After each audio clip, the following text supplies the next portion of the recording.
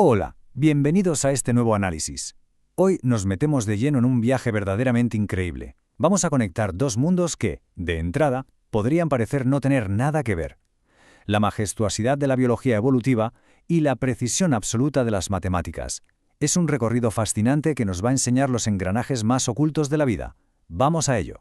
Nuestra hoja de ruta de hoy es súper clara. Primero, la síntesis evolutiva moderna. Luego pasaremos a las frecuencias alélicas y genotípicas. En el punto 3, el famoso equilibrio de Hardy-Weinberg. Después veremos cuáles son las fuerzas de la evolución. Y para rematar, en el punto 5, el impacto de la endogamia.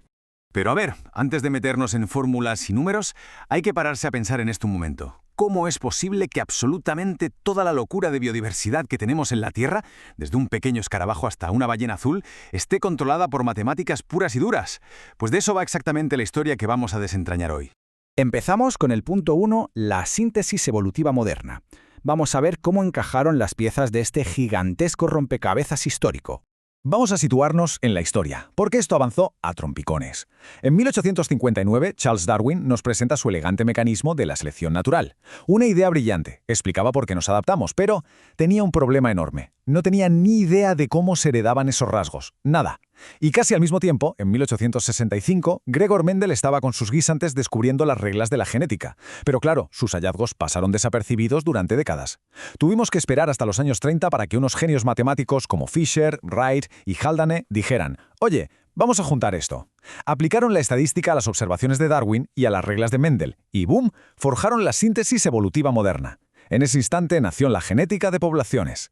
Pasamos al punto 2. Frecuencias alélicas y genotípicas. Porque para entender cómo cambia una población, hay que mirar primero sus ingredientes más básicos. Vale, esto es absolutamente clave. Hay que diferenciar estas dos cosas. Las frecuencias alélicas son, literalmente, como los ingredientes crudos y sueltos de una receta. Si sumamos todos los alelos, ya sean dominantes o recesivos, el total siempre va a dar 1, o sea, el 100%. Por otro lado, las frecuencias genotípicas nos cuentan cómo se mezclan esos ingredientes dentro de un individuo concreto, o sea, es homocigoto dominante, heterocigoto o homocigoto recesivo. Al igual que con los alelos, la suma de todas las combinaciones posibles en una población también suma siempre 1. Es pura lógica matemática. Y así llegamos al punto 3, el equilibrio de Hardy-Weinberg, probablemente la brújula más importante de toda la biología evolutiva. Básicamente, este equilibrio es la hipótesis nula perfecta. Imaginemos una población totalmente congelada en el tiempo, un ecosistema en pausa a nivel genético. Generación tras generación, todo sigue exactamente igual. Las proporciones no cambian nada de nada. Es decir, es un escenario donde literalmente no está ocurriendo absolutamente ninguna evolución. Pero claro, la naturaleza no funciona así, ¿verdad?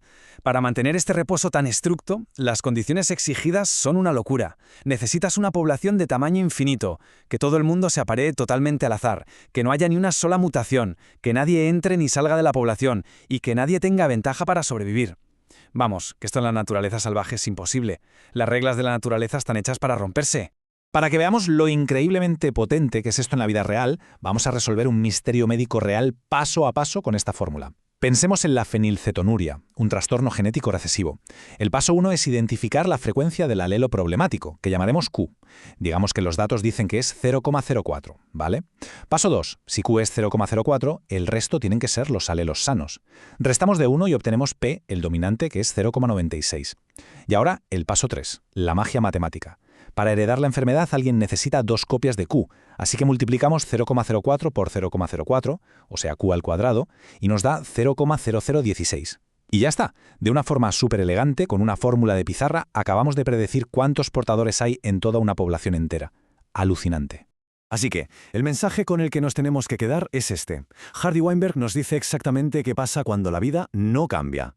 Por lo tanto, en el momento en que observamos que cualquiera de esas reglas estrictas se rompe, en el mundo real, las frecuencias matemáticas cambian. Y ese mero cambio matemático es literalmente el motor de la biodiversidad. Es la mismísima definición de la evolución biológica. Punto 4. Las fuerzas de la evolución. Vamos a examinar a los verdaderos culpables. ¿Qué es lo que perturba ese reposo genético? Básicamente tenemos 4 grandes fuerzas metiendo jaleo y alterando las frecuencias.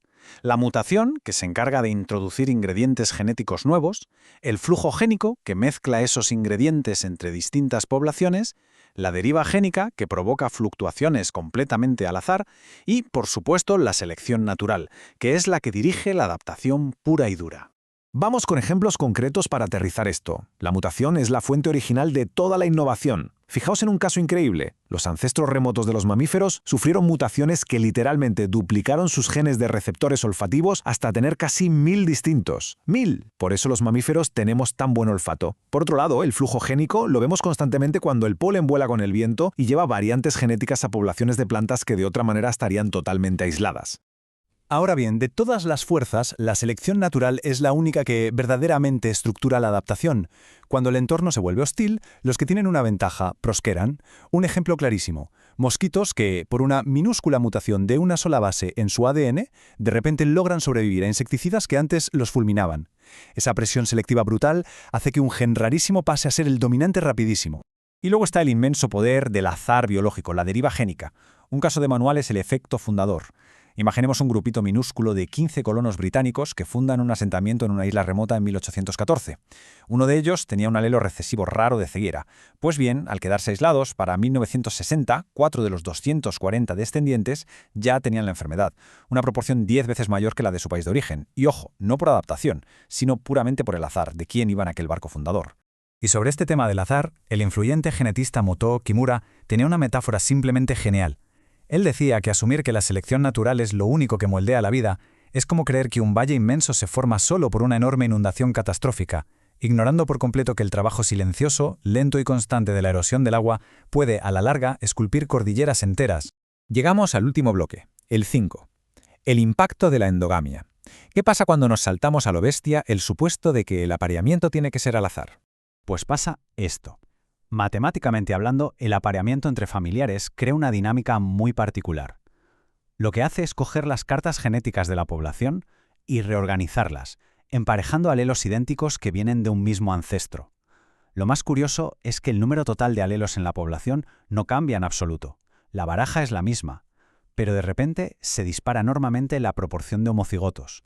Para que nos hagamos una idea de lo violento y brusco que es esto, mirad esta cifra: 50%. En los casos más extremos que existen en la naturaleza, como la autofertilización de algunas plantas, la cantidad de heterocigotos, es decir, la variación genética dentro de un gen, se desploma a la mitad en una sola generación. Es una pérdida de mezcla genética increíblemente veloz. Y además hay que tener clarísima esta distinción. La selección natural es como un francotirador. Altera la frecuencia de un gen concreto que resulta crítico para sobrevivir. Pero la endogamia no.